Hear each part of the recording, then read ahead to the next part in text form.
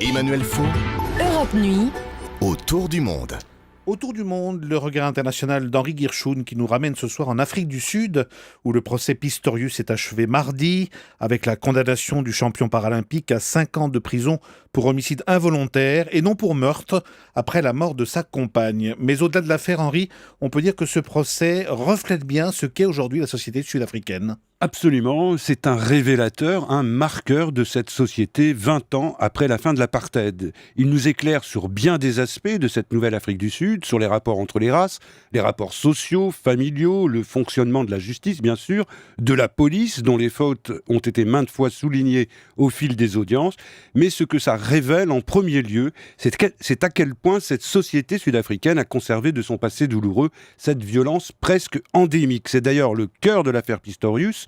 L'athlète est condamné pour avoir tué sa compagne qu'il a pris pour un cambrioleur, et ça, dans un pays où les cambriolages sont un fléau, où les cambrioleurs finissent régulièrement brûlés vifs ou lynchés. Il est vrai qu'en matière d'insécurité, l'Afrique du Sud détient plusieurs tristes records, un seul chiffre. Selon l'ONU, il y aurait environ 200 fois plus de meurtres par an qu'en France. Le taux des viols est l'un des plus élevés du monde.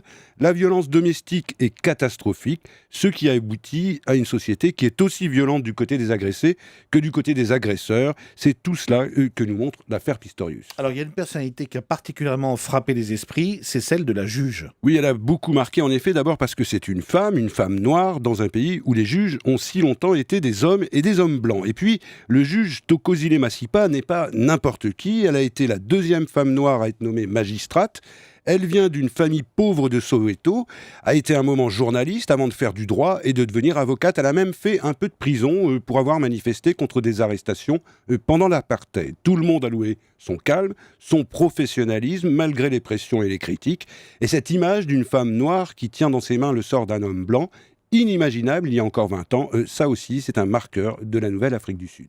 Alors la figure du condamné, bien entendu, est elle aussi très symbolique. Oui, parce qu'au-delà de sa notoriété, on s'est rendu compte que Pistorius est en fait l'incarnation de cette communauté africanaire qui dirigeait le pays et qui ne représente désormais que 5% de la population. Une communauté avec sa mythologie, ses valeurs, ses peurs et ce culte de la survie, de l'autodéfense et des armes. Il a invoqué Dieu à tout bout de champ.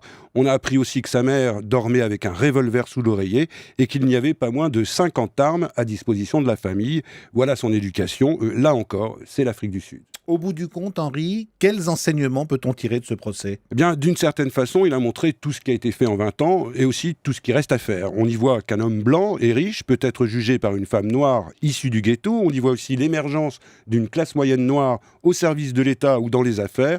On y voit encore la preuve d'une justice plus juste, plus sereine, malgré le poids du passé. Reste évidemment la misère, les injustices sociales, la violence, notamment envers les femmes, et la corruption qui gangrène le monde politique. Il n'empêche, Emmanuel, 1 an après sa mort, Nelson Mandela aurait sans doute tiré une certaine fierté de la bonne tenue de ce procès. Le procès Pistorius, miroir de la société sud-africaine. Merci Henri Guirchoun.